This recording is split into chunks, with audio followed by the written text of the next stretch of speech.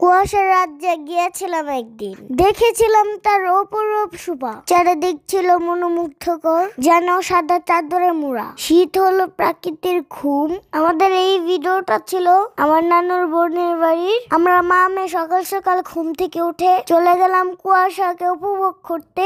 আমার মার খালু বাজার থেকে সবার জন্য কি নিয়ে এসেছে দেখেন। টাটকা টাটকা চিংড়ি মাছ, এগুলো নদীতে ধরা চিংড়ি মাছ।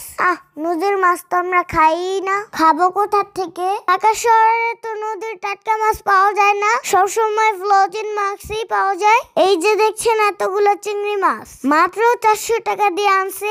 এগুলা যদি ঢাকা শহরে হইতো, না হলেও 1000-1200 টাকার দাম ছিল। এই মাছগুলো দেখে আমার আম্মু খুব খুশি হয়েছে, কারণ এই মাছগুলো আমার আম্মুর খুব প্রিয়। এটা আমার মার খালু ভালো করেই জানে, তাই তো আমার আম্মুর জন্য বিশেষ করে নিয়ে এসেছে। আর এদিক দিয়ে আমার নানু মাটির চুলায় রান্না করছে। আমরা বাড়ির পাশে একটু রোদ পোহাচ্ছিলাম, যেহেতু এখন শীতের দিন। হঠাৎ করে দেখি আমার বড় মা চলে এসেছে। আমার বড় মা কিন্তু জানতো না আমরা যেখানে আছি। আমার নানুর বোনের অসুস্থতার কথা বলে বড় মাকে নিয়ে এসেছিল।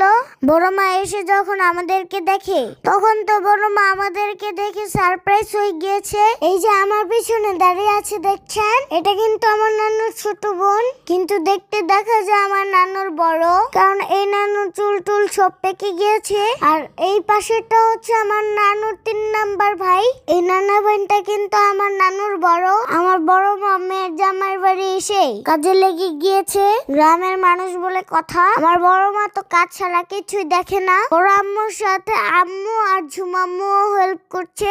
আম্মুর মুখ থেকে প্রায় একটা গল্প শুনি। আম্মু যখন ছোটবেলায় তার মামার বাড়িতে যাইতো, তখন নাকি মামাদের সাথে মাছ ধরতো। তাই আমারও খুব শখ হইলো মামাদের সাথে মাছ ধরা। আমার শখ পূরণ করার জন্য আমাকে নিয়ে মাছ ধরতে নিয়ে আসলো।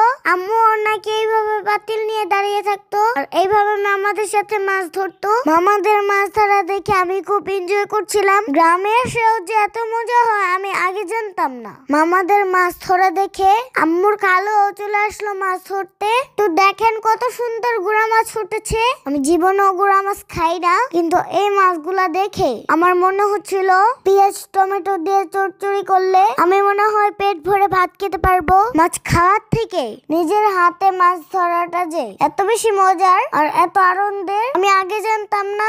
এবার গ্রামে গিয়ে আমি এত মজা করেছি বলার বাহিরে। এই যে এতগুলা মাছ দেখছেন, এতগুলা মাছ আধা ঘন্টার মতো ধরা হয়েছে। তো এখন আমার নানু মাছগুলাকে পরিষ্কার করে নিচ্ছে। আজকে নানুর হাতের ছোট মাছের চচ্চড়ি খাবো। উফ, সেই স্বাদ। রান্নার ভিডিওটা দেখাতে পারলাম না।